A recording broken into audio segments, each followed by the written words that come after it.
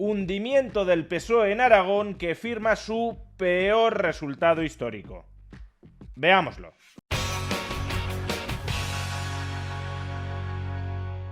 Menos de 2 meses después de que el PSOE se hundiera en Extremadura, repite nuevamente pésimo resultado, en este caso en Aragón.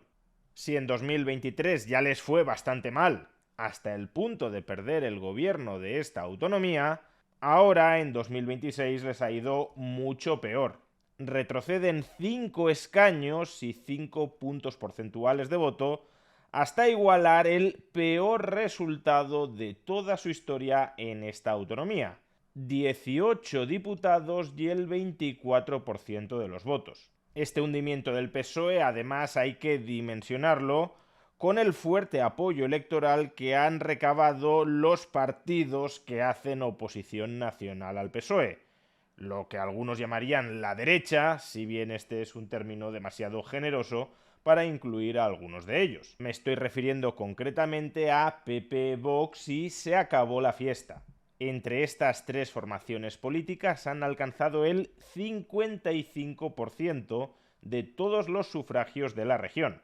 Y aquí es donde mejor se puede dimensionar la magnitud del desastre ya no autonómico, sino nacional del PSOE. En las elecciones autonómicas de 2023, pocos meses antes de que Pedro Sánchez lograra revalidar in extremis la presidencia del gobierno nacional gracias a un muy endeble apoyo parlamentario, tan es así que no está consiguiendo sacar adelante prácticamente ninguna ley en el Congreso, como digo, en esas elecciones autonómicas que apenas fueron compatibles unos meses después con la supervivencia debilitadísima del PSOE a escala nacional, PP y Vox alcanzaron, tanto en Extremadura como en Aragón, el 47% de los votos. Pues bien, ahora mismo, y a tenor de las recientes elecciones autonómicas en Extremadura y Aragón, ya alcanzan el 60% del voto en Extremadura y el 55% del voto, sumando a Se acabó la fiesta,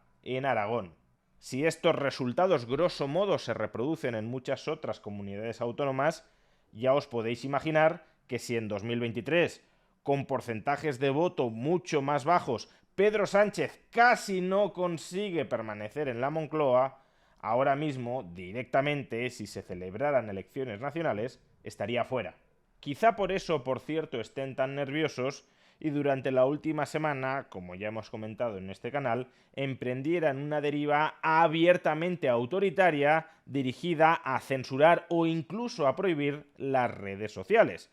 Porque si creen que están perdiendo el poder por culpa de las redes sociales, una de las formas en las que pueden estar tentados a tratar de conservarlo es reprimiendo la libertad de expresión en esas redes sociales. Porque en las elecciones autonómicas de Aragón, además, a Sánchez no le sirven las muchas excusas que utilizó para encubrir, para enmascarar su fracaso personal en Extremadura. En esas elecciones se nos dijo primero que el candidato del PSOE extremeño no era alguien de la confianza de Pedro Sánchez, si bien fue quien presuntamente colocó a su hermano en un puesto a medida. En segundo lugar, también se nos dijo que el candidato socialista a la Junta de Extremadura había hecho una muy mala campaña electoral, lo que todavía había empeorado más sus expectativas de voto. Y por último, también se intentó justificar el fracaso del PSOE de Pedro Sánchez diciendo que la abstención había subido en Extremadura, de tal manera que no era tanto que el votante del PSOE se estuviese pasando a PP o a Vox, sino más bien que se habían quedado en casa, de tal manera que en última instancia Pedro Sánchez podía resucitar meramente movilizando a ese electorado que seguía siendo del PSOE, pero que se había quedado en sus casas. Bueno, pues aquí ninguna de estas excusas sirve absolutamente para nada. En primer lugar, la candidata del PSOE a la presidencia del gobierno de Aragón, Pilar Alegría, no solo es una candidata elegida directamente por Pedro Sánchez, sino que hasta hace muy pocas semanas era la portavoz del gobierno de Pedro Sánchez, la cara visible ante el público de la labor gubernamental de Pedro Sánchez. En segundo lugar, tanto desde el PSOE como desde las terminales mediáticas cercanas al PSOE, se nos estuvo machacando durante semanas que Pilar Alegría estaba haciendo una campaña electoral magnífica, rompedora, refrescante, desconcertante para la derecha. Y por último, además, la participación en estas elecciones autonómicas ha sido mayor que en las anteriores. No mucho mayor, pero sí marginalmente mayor. Con lo cual no es que la gente se haya quedado en casa, sino que cada vez el PSOE tiene menores apoyos electorales y la derecha, en un sentido amplio, o más bien el no PSOE, tiene cada vez más apoyos. Ahora bien, y con respecto a esto último, no convendría confundir el fracaso estrepitoso del PSOE de Pedro Sánchez en Aragón con un triunfo magnífico del PP en esta comunidad autónoma. Porque sí, el candidato popular a la presidencia de Aragón, Jorge Azcón, revalidará ese cargo, porque ha sido con diferencia la fuerza política más votada y la que tiene más diputados en las Cortes. Pero, como ya sucedió en Extremadura, Azcón ha perdido votos, en términos absolutos, con respecto a los anteriores comicios. No solo eso, también ha perdido, a diferencia de lo que pasó en Extremadura, diputados. Y esto, desde luego, no debería ser para el PP un asunto menor. Que en pleno desmoronamiento del sanchismo, el principal partido de la oposición no esté siendo capaz de rascar en términos netos ni un solo voto, desde luego es para hacérselo mirar. Si las fuerzas políticas opositoras a Pedro Sánchez están creciendo, no es porque el PP esté ensanchando su base de apoyos, es porque Vox está creciendo con fuerza. Eso no es incompatible con transferencias de votos. Puede que muchos exvotantes populares se estén pasando a Vox y muchos exvotantes socialistas se estén pasando al PP, de tal manera que el PP no cae mucho y Vox sí crece. Pero aún así, teniendo en cuenta estos trasvases, repito, que el principal partido de la oposición, que aspira a gobernar España en los próximos 2 años, no esté siendo capaz de sumar un solo voto en elecciones autonómicas que además está convocando estratégicamente, porque se supone es un momento maravilloso para ellos, el propio Partido Popular que gobierna en esas autonomías, como digo, es para hacérselo mirar. Desde luego, no parece que la estrategia electoral que sigue el PP esté resultando muy fructífera.